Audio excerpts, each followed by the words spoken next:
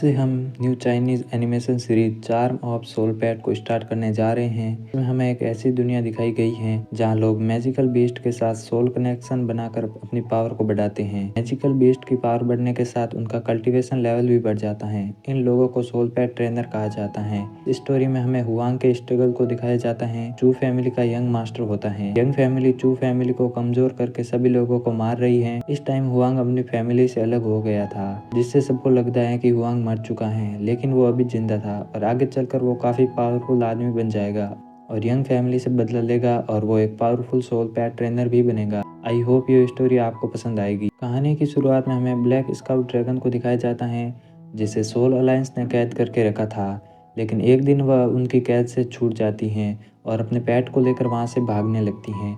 Soul alliance के soldier उसका पीछा कर रहे होते हैं। सोल अलायंस के सीनियर अपनी थंडर पावर से ड्रैगन पर अटैक करता है, जिससे ड्रैगन को गुस्सा आ जाता है और अपनी टैल से अटैक करके दो सोल्जर को नीचे गिरा देती हैं। ड्रैगन अपनी फायर एनर्जी से उन सोल्जर पर अटैक करती हैं, लेकिन सीनियर अपनी पावर से उसे भी रोक देता है, जिससे ड्रैगन पीछे हट जाती हैं। फिर वह ड्रैगन वहां से भागने लगती हैं, लेकिन तभी सोल्जर एक फॉर्मेशन बनाता है, जिससे ड्रैगन काफी ज्यादा घायल हो जाती हैं और ग्रीन नाइटमेयर आइलैंड पर गिर जाती हैं और पूरे आइलैंड पर स्मोक फैला होता है। इसी का फायदा उठाकर ड्रैगन एक कैटरपिलर में ट्रांसफर हो जाती हैं। फिर हमें गैंगलू सिटी का सीन दिखाया जाता है। सिटी की 4 फैमिली में से एक फैमिली यंग फैमिली ने जो फैमिली पर अटैक कर दिया था और चू फैमिली के लोगों को मारने लगे। चू फैमिली का यंग मास्टर हुआंग और उसके साथी अपनी जान बचाने के लिए जंगल की तरफ भागते हैं। यंग फैमिली के लोग अपने सोल पैट के साथ उनका पीछा भी करते हैं। यंग फैमिली के लोग एक एक करके चू फैमिली के लोगों को मार देते हैं। सिर्फ हुआंग और उसका एक साथी जिंदा बचता है। यंग फैमिली का एक बंदा हुआंग से कहता है कि तुमने कभी सपने में भी नहीं सोचा होगा कि तुम्हारी चू फैमिली को ऐसा दिन देखना पड़ेगा। ये सुनकर हुआंग को काफी गुस्सा आता है। चाओ ही कहता है कि अब यंग, चू, जो और किम फैमिली के बीच सिर्फ चू फैमिली है जो खत्म होने वाली है और आज के बाद गैंगलू सिटी में सिर्फ 3 फैमिली होगी। अभी यंग फैमिली के एक मेंबर का व्हाइट नाइटमेयर एक्टिवेट हो जाता है और अपने ही ओनर की सोल को एजो कर लेता है, जिससे सब हैरान हो जाते हैं। असल में नाइटमेयर एक एलियन होते हैं जो डार्क वर्ल्ड से बिलोंग करते हैं और सभी नाइटमेयर में सबसे पावरफुल नाइटमेयर व्हाइट नाइटमेयर होता है। ये नाइटमेयर जब एक सोल पैट ट्रेनर की बॉडी में घुस जाता है तो धीरे धीरे उसकी सोल को निकलने लगता है और जब सोल पैट ट्रेनर उसे एनर्जी नहीं देता तो वो एक ही बार में उसे निगल सकता है। व्हाइट नाइटमेयर काफी पावरफुल होते हैं और soul trainer in soul master rank पर पहुंचने के बाद ही कंट्रोल कर पाते हैं। और इस वर्ल्ड में ब्लू नाइटमेयर और ग्रीन नाइटमेयर भी है, लेकिन वह व्हाइट नाइटमेयर से काफी कमजोर है। मोस्टली सोल पैट ट्रेनर इन दो को ही कंट्रोल कर पाते हैं। व्हाइट नाइटमेयर वहाँ मौजूद सभी लोगों पर अटैक करने लगता है और सोल पावर कमजोर होने की वजह से वह उन लोगों की सोल पावर को एजो करने लगता है। तभी नाइटमेयर पैलेस का सोल ट्रेनर शियाओगुआन वहाँ पर आता है और अपनी फॉर्मेशन तकनीक की हेल्प से व्हाइट नाइटमेयर को कैद कर लेता है। यंग फैमिली के सारे मेंबर्स अपने घुटनों पर बैठकर शियाओगुआन को अपने गॉड के रूप में बताते हैं। जो फैमिली का एक मेंबर अपनी जान बचाने के लिए वहां से भागने लगता है, तभी शियाओगुआन व्हाइट नाइटमेयर को आजाद कर देता है, जिससे वह व्हाइट नाइटमेयर उस आदमी की सोल को एजो कर लेता है और उसे मार देता है। ये देखकर हुआंग को काफ़ी ज़्यादा गुस्सा आता है और वह अपनी एनर्जी एक्टिवेट करके व्हाइट नाइटमेयर को रोकने लगता है।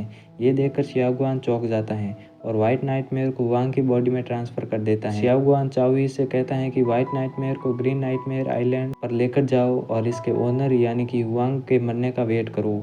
जैसे ही ओनर मर जाता है तो व्हाइट नाइटमेयर को मेरे पास लेकर आ जाना। और फिर शियाओगुआन वहां से चला जाता है। तभी यंग फैमिली का मेंबर यानी कि चाओ ही कहता है कि ये चू फैमिली का यंग मास्टर है, इसे हम जिंदा नहीं छोड़ सकते। लेकिन चाओ ही कहता है कि इसकी बॉडी में व्हाइट नाइटमेयर है और ये कुछ टाइम बाद अपने आप मर जाएगा, क्योंकि व्हाइट नाइटमेयर इसकी सोल को कंज्यूम कर लेगा। क्योंकि व्हाइट नाइटमेयर को अपनी सोल पावर बढ़ाने के लिए काफी एनर्जी की जरूरत पड़ती है और जब उसे पर्याप्त मात्रा में सोल पावर नहीं मिलेगी तब वह अपने ओनर की सोल पावर को एजो कर लेगा। फिर हमें ग्रीन नाइटमेयर आइलैंड का सीन दिखाया जाता है, जहाँ पर काफी सारे लोग अपने सोल पैट के साथ आए होते हैं और यहाँ पर उनकी पावर्स को चेक किया जाएगा। जो भी जिंदा बच पाएगा सिर्फ उन्हें ही नाइट पैलेस में काम मिलेगा, बाकी सभी लोगों को मार दिया जाएगा।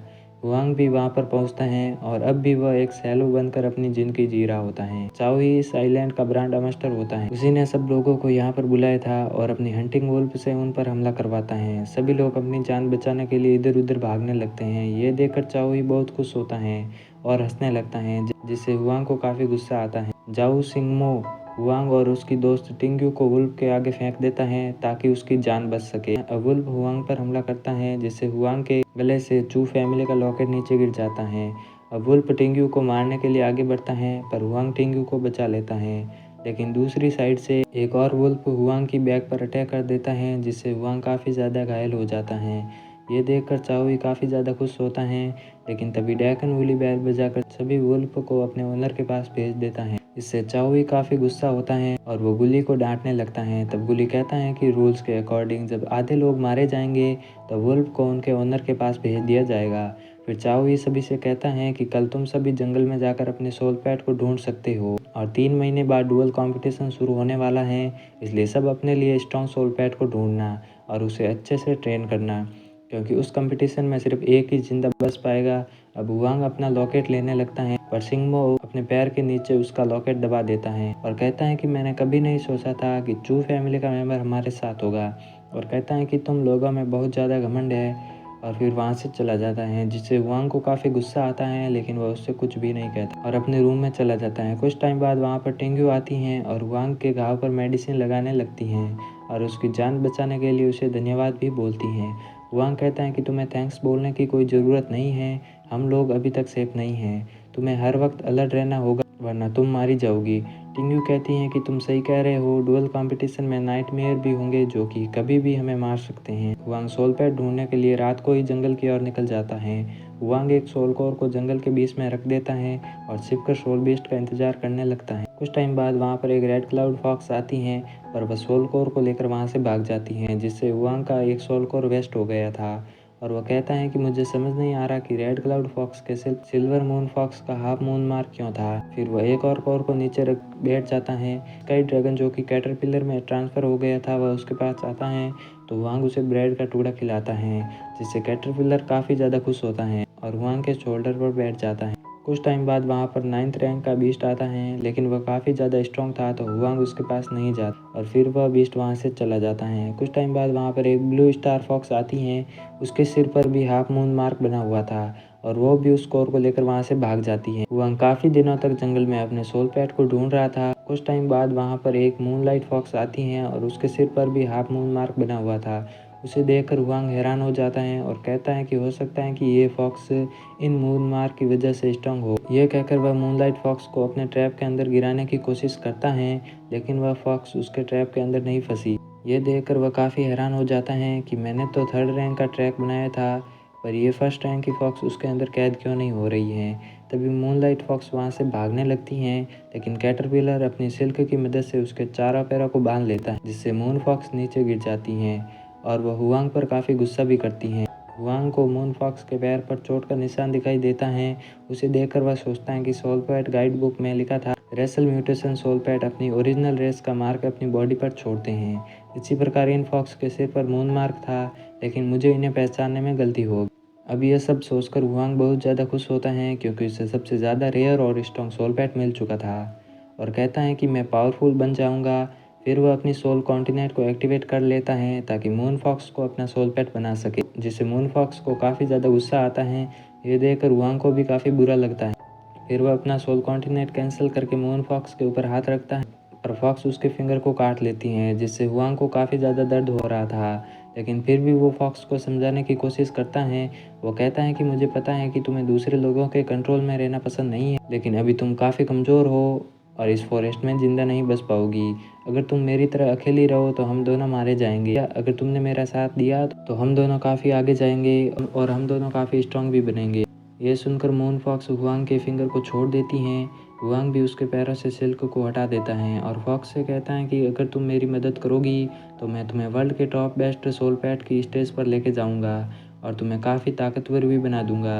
ये सुनकर मून फॉक्स भी खुश हो जाती हैं और हुआंग को हक करती हैं। वह मून फॉक्स का नाम मोए रखता है और फिर दोनों खुशी के साथ वहाँ से जाने लगते हैं। हुआंग और मोए दोनों एक साथ 2 महीने रहते हैं और धीरे धीरे मोए भी 9th लेवल पर पहुंच चुकी थी। एक रात वह दोनों फॉरेस्ट में घूम रहे होते हैं। रास्ते में उन्हें स्टोन दिखाई देता है, जिससे वह खुश हो जाता है और स्टोन के पास जाने लगता है। तभी सिंगमो अपनी हंटिंग वुल्फ के साथ वहाँ पर आ जाता है और वह हुआंग से कहता है कि मुझे लग रहा था कि तुम मारे जा चुके हो, पर तुम अभी भी जिंदा हो, और कहता है कि ये स्टोन मुझे दे दो वरना मेरा हंटिंग वुल्फ तुम्हें मार देगा। और तुम्हें जिंदा बचना है तो यहाँ से चले जाओ, मैं तुम्हें डुअल कंपटीशन में हराऊंगा। तब हुआंग कहता है तुम जैसे मोटे आदमी को हराने के लिए तो मेरी फॉक्स ही काफ़ी है। जिस पर सिंगमो हंसने लगता है और कहता है कि तुम्हारी ये पिद्दी सी फॉक्स मेरे वुल्फ का सामना कर पाई। रंटिंग वुल्फ मोय पर अटैक करने लगता है तो मोय उसके अटैक से बचने के लिए इधर उधर भागने लगती है। ये देखकर सिंगमो जोर जोर से हंसने लगता है और कहता है कि तुम कितनी भी कोशिश कर लो लेकिन मेरे हंटिंग वुल्फ से नहीं बच पाओगी। तब हुआंग कहता है कि तुम्हें मोय की असली पावर का पता नहीं है। तभी मोय हंटिंग वुल्फ के पीछे टेलीपोर्ट हो जाती हैं और अपने पंजे से उस पर अटैक करती हैं, जिससे वुल्फ काफ़ी ज़्यादा घायल हो जाता है। ये देखकर सिंगमो कहता है कि मुझे नहीं पता था कि ये छोटी सी फॉक्स मेरे हंटिंग वुल्फ को घायल कर देगी। हंटिंग वुल्फ फिर से मोय पर अटैक करता है लेकिन इस बार भी मोय अपने क्लोज से उसे दूर गिरा देती हैं। तभी सिंगमो कहता है कि मैं ये कैसे भूल गया कि मूनलाइट फॉक्स के पास अपनी असली पावर को छुपाने की टेक्निक होती है। तभी हुआंग मोय से कहता है कि तुम अपनी असली फॉर्मेशन में आकर इन पर अटैक करो। तभी मोय जोर जोर से रोअर करने लगती हैं और अपने 9th लेवल के असली फॉर्मेशन में आ जाती हैं। ये देखकर सिंगमो कहता है कि आज मैंने इसे नहीं हराया तो ये मुझे डुअल कंपटीशन में काफ़ी टक्कर देगी और वहाँ पर मुझे हरा देगी। वह अपने वुल्फ की ब्लड स्किल को एक्टिवेट कर देता है। ये देखकर हुआंग घबरा जाता है। वुल्फ की ब्लड स्किल को एक्टिवेट करने के बाद वह मरते दम तक लड़ाई करता है। अब वुल्फ मोय पर अटैक करता है। अब मोय भी हंटिंग वुल्फ पर हमला करती हैं लेकिन हंटिंग वुल्फ उसे एक ही बार में दूर गिरा देता है।